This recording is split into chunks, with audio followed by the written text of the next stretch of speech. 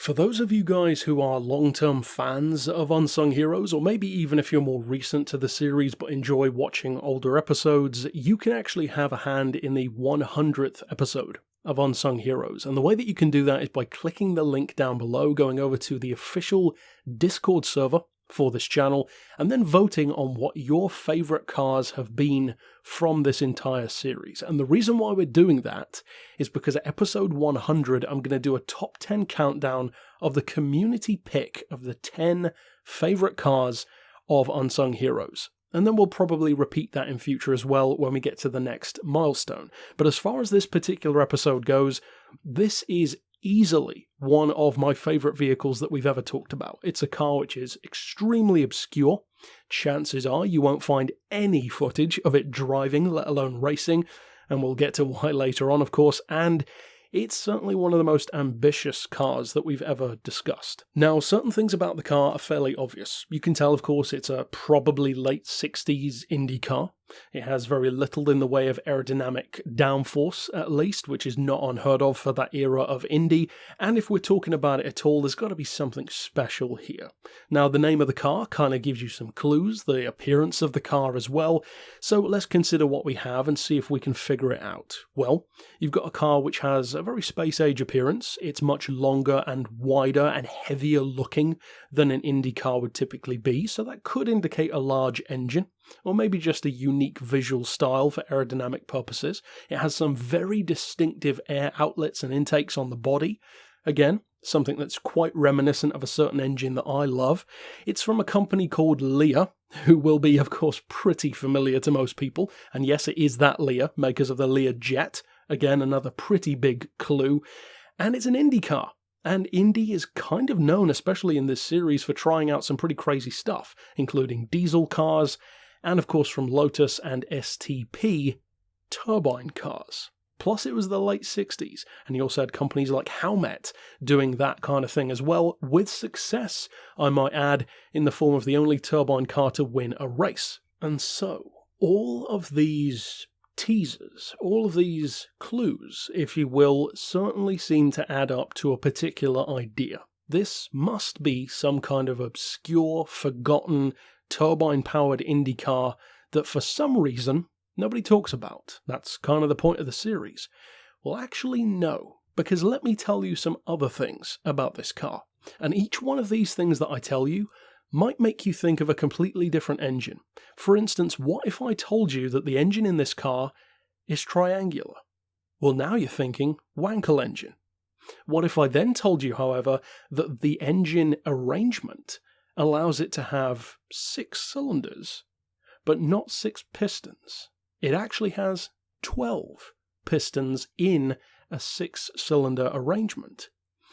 Well, now you might be thinking radial engine, and that's certainly promising as well. We have, of course, discussed radial cars on the channel before, including my favourite Grand Prix car of all time, the Trossi Monaco T34. But it's not a radial engine. What if I then told you that this engine makes next to no sound and produces massive amounts of torque from 0 RPM? Well, now you're probably thinking, well, surely it must be electric then. Yet it has pistons, so it can't be. Maybe it's a hybrid, a 1960s Indy hybrid. How cool would that be? Well, it's not that either, because what this car actually is, to me, is far cooler than all of those engines, at least from an IndyCar point of view, and I would argue that this may well be the most ambitious Indy car I've ever heard of, because this was in fact intended to be the very first steam-powered Indy car. What an interesting idea. Now, steam was successful back in the day, but not for racing. It was regular road cars back in the era of well before the war, where cars were electric, some were steam, some were piston engine, but it wasn't as much of a dominated market as it became later on. You did have more steam cars around. The Stanley steamer, of course the fastest of them all, the Doble E20, which is my favourite steam car. Now, the reason why I say that the Doble is my favourite steam car and not this one, which I certainly wish I could say that, is because unfortunately the story behind this car didn't go too well. And of course, that's one of the reasons why it's here. So, It's a steam-powered Indy car from the late 60s. It's clearly very large, probably heavy based on its appearance, but what is the story there? Well, the guy behind it, or at least the main guy, you could say, certainly the financier behind it, is a certain Bill Lear, who of course is the Lear that you know of. He has over 130 patents to his name. He developed the 8-track stereo, autopilot, the original car radio from Motorola, and of course, the Learjet. So, kind of a big deal when it comes to the electrical market. And although you tend to think of Lear when it comes to stuff that's up in the sky rather than on the road, he certainly had his sights set very intently on steam. Now, unfortunately, he could have probably achieved what he wanted to do if he'd have been a little bit more restrained in the way he went about it. Not just financially, which is the obvious way, and that was one of the issues, but also because he went straight in at Indy. If he'd have aimed at something like a more regular street car, it might have gone a bit better. Because, of course, back in the day, they made that work all the time. There were plenty of street cars that all worked very, very well, in fact. They were some of the best cars at the time. So why did this one fail? One of the reasons why, of course, is because those steam cars had a puny amount of power by today's standards and even 60s standards, and they were not designed for performance. They were basically like the Renault Zoes or the smart cars of the time. They were not intended to go really quick, which is why something like the Doble stood out so much.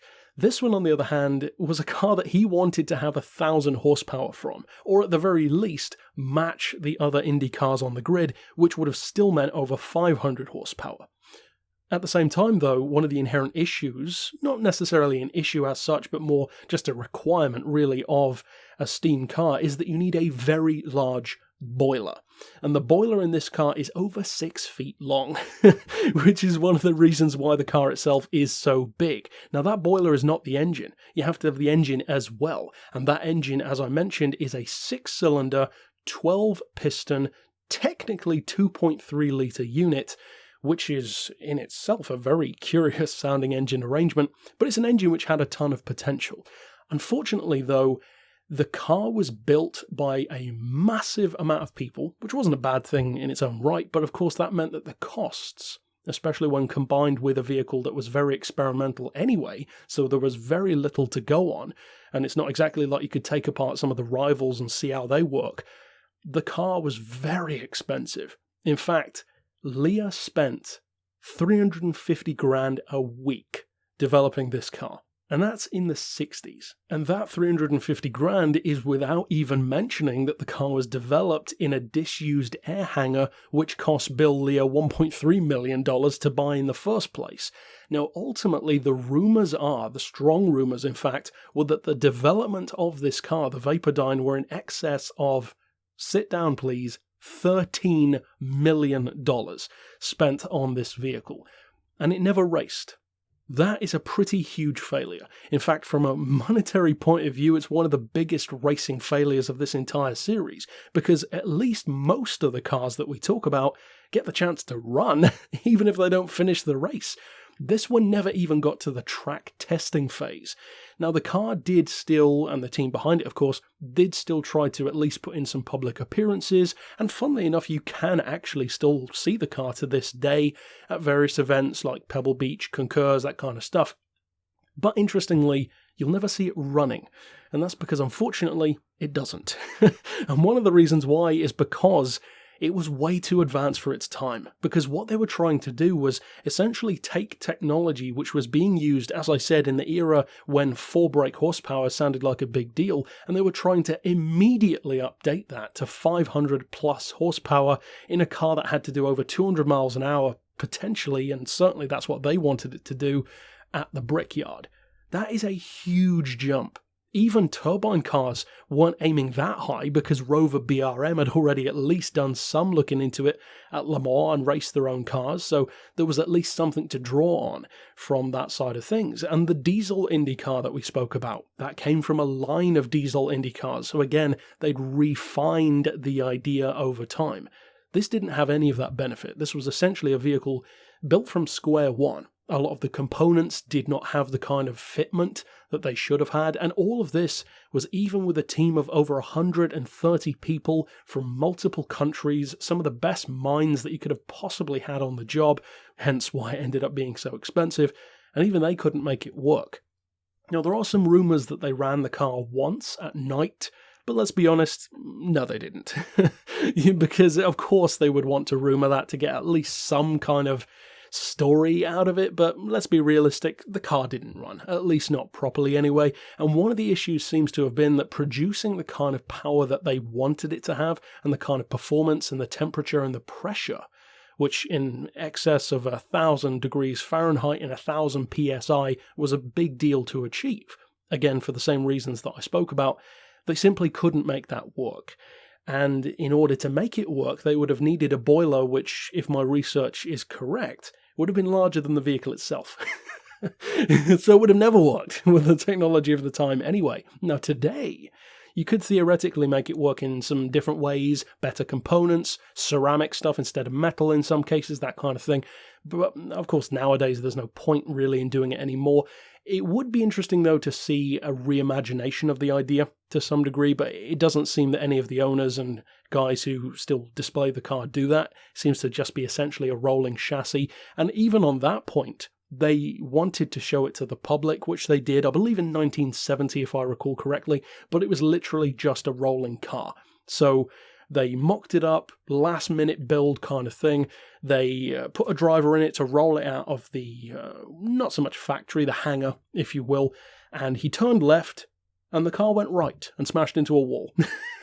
Because they were so rushed that they'd actually put the steering rack in upside down by mistake. So the car, throughout its entire development and production, or lack thereof, phases, just went from one failure to another. But in a weird kind of way, it wasn't so much a failure, it was just constant setbacks, which are those really annoying setbacks, and I'm sure you guys can think of things like this as well, even for yourself, where you think, oh, that's what I did wrong. Well, maybe if I just change this a little bit, then it might work. Those are the deadliest setbacks to have, because those are the setbacks that waste years of your life and thousands of dollars on ideas which you should just drop. And unfortunately, because of Bill Lear being the eccentric figurehead behind the car and having a team who are as nuts about it as he was, which sounds like a perfect scenario, but it wasn't in this case, unfortunately it did ultimately culminate in that insane price tag of $13 million for a car that couldn't even roll properly, let alone perform as well as they wanted it to. And I think that's a real shame, because the guy behind it was interesting. I mean, talk about eccentric, the guy had no clocks in any of his facilities. He actually named one of his daughters Shanda Lear. And I love the kind of forward-thinking idealism that he had from this idea, and it wasn't the last time that he tried to experiment with steam. He also tried a steam-powered bus, and I would recommend looking into that as well. And of course, other manufacturers like Ford and various others did not want him to succeed anyway, but I love the attitude that they had of trying to make something so crazy, something which was making a massive leap from like the 1910s suddenly into the 1960s with nothing in between pretty much, trying to make that work and going straight for the jugular of Indy. What a great idea. I mean, they failed spectacularly, but what a cool idea to have. What a noble goal as well.